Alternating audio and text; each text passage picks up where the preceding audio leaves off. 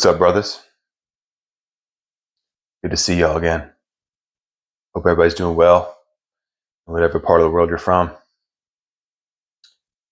Hope y'all are staying on the path of self-discovery, the path of weeding out the noise of this world to find our true nature and our true path. Find out who we really are. Because I don't know about you, but every time I fell for one of the world's pathways to freedom or to peace, there was just always something missing. It was just very empty for me all the time.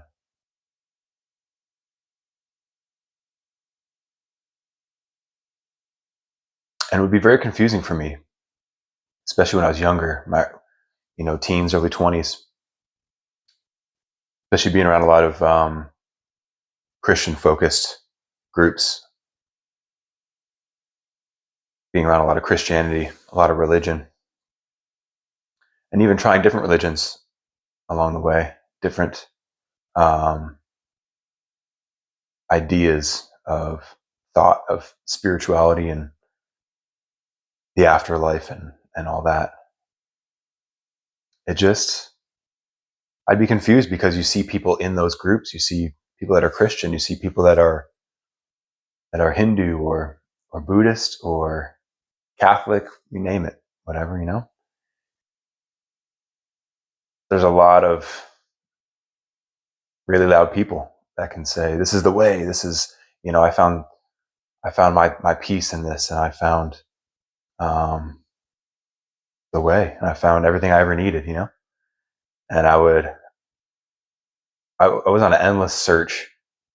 Part of my endless search was always like taking other people's experience, because I try to keep a very open mind, but it became too open-minded to the fact where I was just blown in the wind. I didn't know what to believe. I didn't know, because nothing held substance for me. Nothing held all these belief systems. Nothing was solid for me. I would do them and I would try to be happy along with everybody else, and it didn't feel right.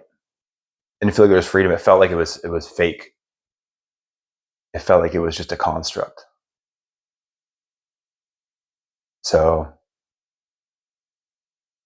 one of the greatest gifts that SR has given me is the ability to trust myself, and the ability to reflect on my life and see that anytime I chase something externally, anytime I took somebody else's word for something, anytime I went against what I felt was right just because everybody else was doing it, it always ended up empty. And I always ended up back on drugs. I always ended up back in rehab. I always ended up in jail.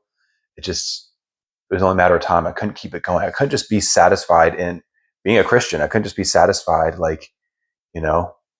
subscribing to other people's beliefs. It wasn't enough. It didn't feel right. It didn't feel organic. And so in this episode, I kind of want to talk about overstimulation.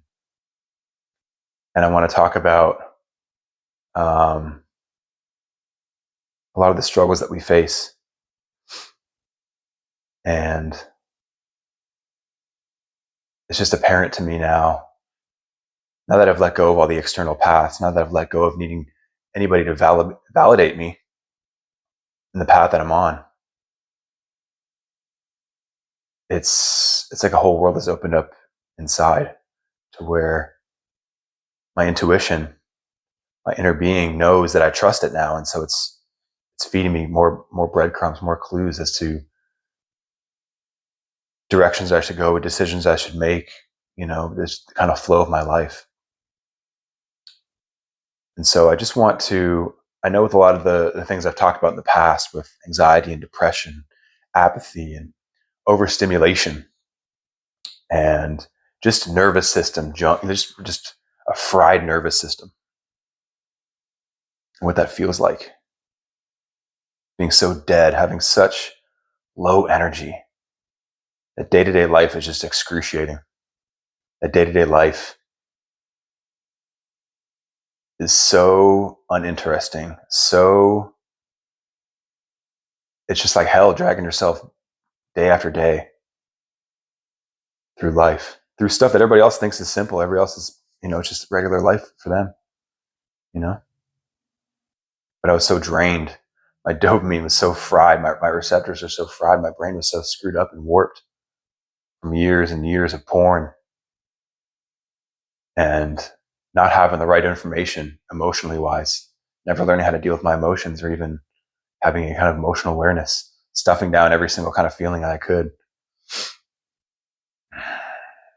I want to start getting more and more specific, talking to guys. I see everybody's comments and I see there's a lot of the guys who are just like me are drawn to my channel, and that's amazing. But I want to start speaking more to that. And so I've seen a couple comments here recently where guys are just in pain, suffering.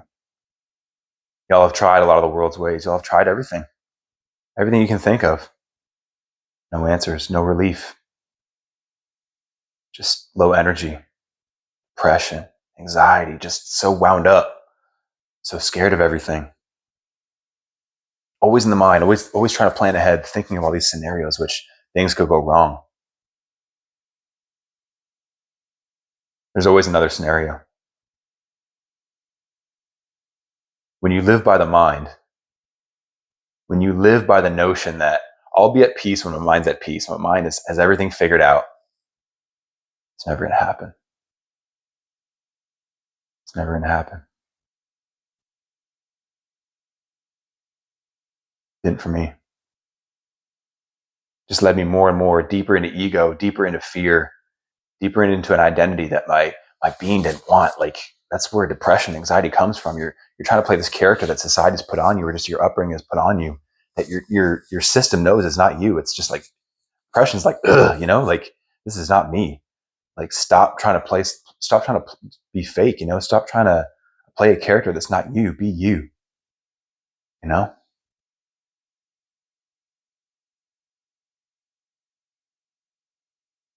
With overstimulation, I just want to share a couple things that have been helping me on my journey. And just to realize, man, that we've let our mind control this thing for a long time. And this is the problem. This is a big part of the problem.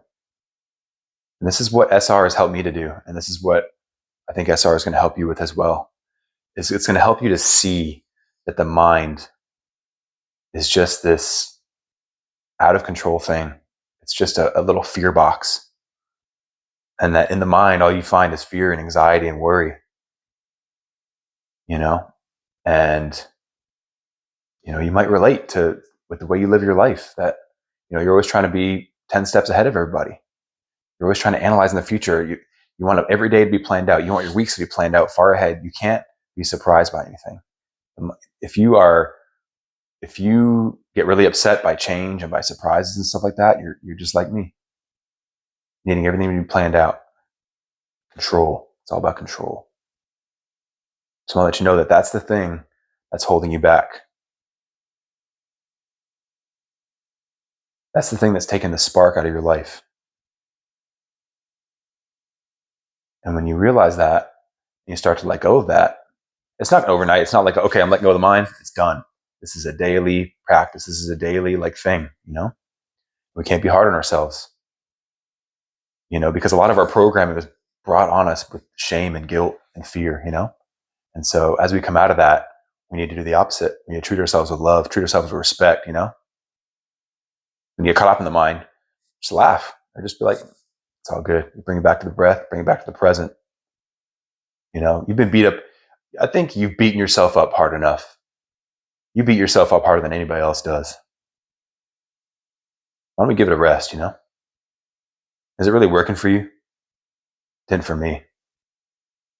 It just pushed me deeper and deeper into this disconnection from myself. And so for you brothers that are overstimulated a lot, for you brothers that are just really high strung, your nervous system, you can't relax. Your life is very rigid. You need to do things a certain way all the time to keep yourself comfortable. You might just be really overstimulated. You might just be you might be sensitive by nature and just have really fried your nervous system. Because we don't know any better. When we're younger, we just run to things those of us with sensitive nervous systems, we run to things to make us feel better, This world can be a lot for us, and we're not trained, we're not taught how to move in this world. We're not taught how to deal with our emotions as a sensitive person, And so you might hear this and think, oh, hear the word sensitive and just think I'm a bitch or something, or just think that, I'm weak or not a man. But I tried that way of thinking too. I tried the rah shit. I tried the toxic masculinity to be, to make it, make it look like nothing was ever wrong and to just keep trucking in. All you do is destroy yourself with that, All you do is destroy yourself.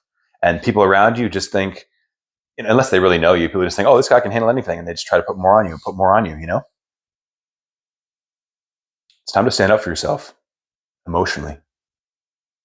It's time to put you first. And I don't mean like put yourself ahead of everybody else, like in terms of like, shicing people or, or negativity or anything like that, or stealing from people. I don't mean anything like that.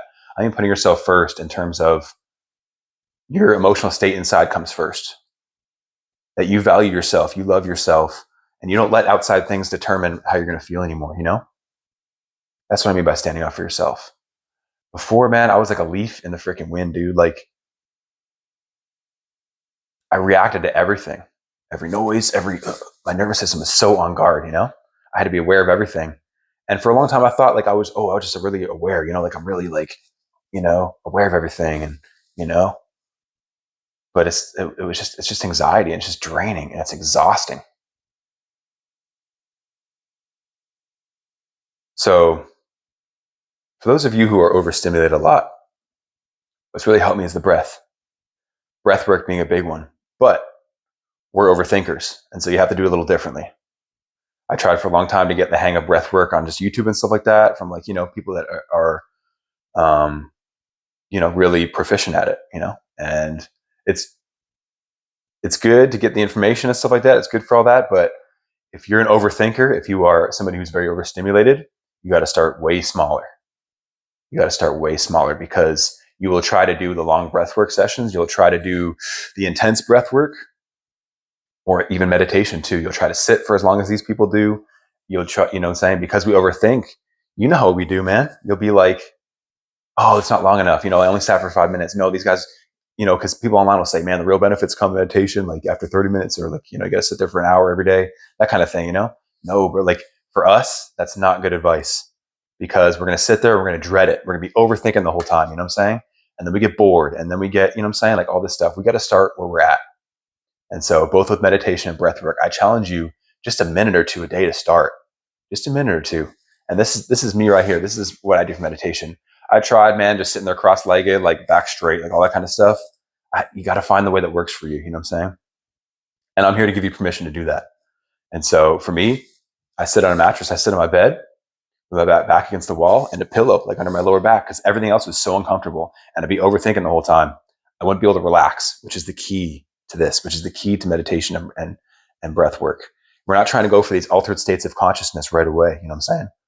At first, we're just trying to relax. We're trying to deregulate this nervous system. We're trying to relax and come back into our bodies.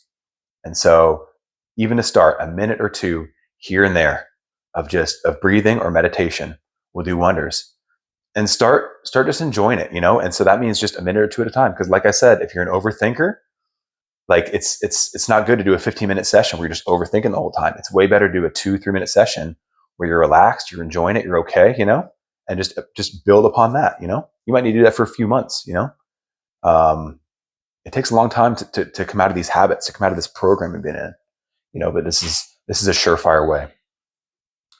And so, something that I do is just focus on the breath. And so for meditation, however, like I said, just start with a few minutes, and then before long, you'll be up to 5-10 minutes where you can just sit there, and it won't be excruciating. For me, when I first started, it was excruciating. To sit there for 30 seconds was excruciating, And so you just do what you can, bro. Do what you can. But I promise you it's going to yield results. And so for whatever time you're going to sit there, commit to yourself. Look, I don't need to think about anything. I don't need this mind right now. For the next 5-10 minutes, for the next 2 minutes, I don't need to think about anything.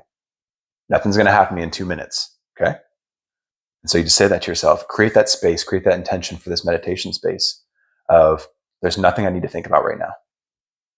There's nothing, I'm not going to come up with a cure for cancer in the next 2 minutes, I'm not going to like save my life in the next 2 minutes by thinking, So just put it aside. Put the mind aside. When you kind of take a notch out of its importance, it's easier to see the mind for what it is and to see the thoughts. And so you just want to come to your breath. Whatever speed feels comfortable. Don't try to match anybody else's speed on YouTube, or don't try to match it or how you think, or I need to be breathing deeper. Again, overthinking. Do what's comfortable first.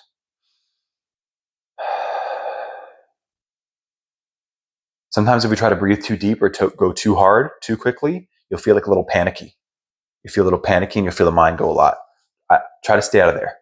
We'll go into there at some point, but try to stay out of there. Just keep it comfortable. Keep it relaxed, and just turn it into your ritual, a minute or two every day, a couple times a day.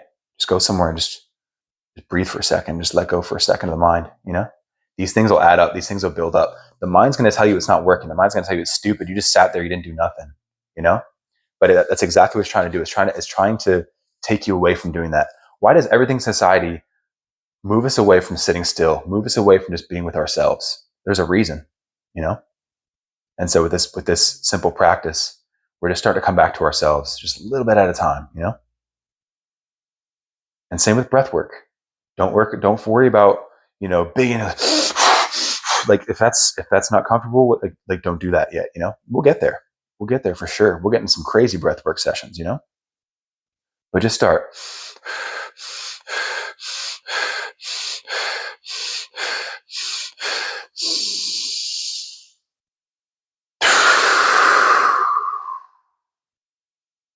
And then hold at the bottom for a little bit. Once it gets uncomfortable, easy.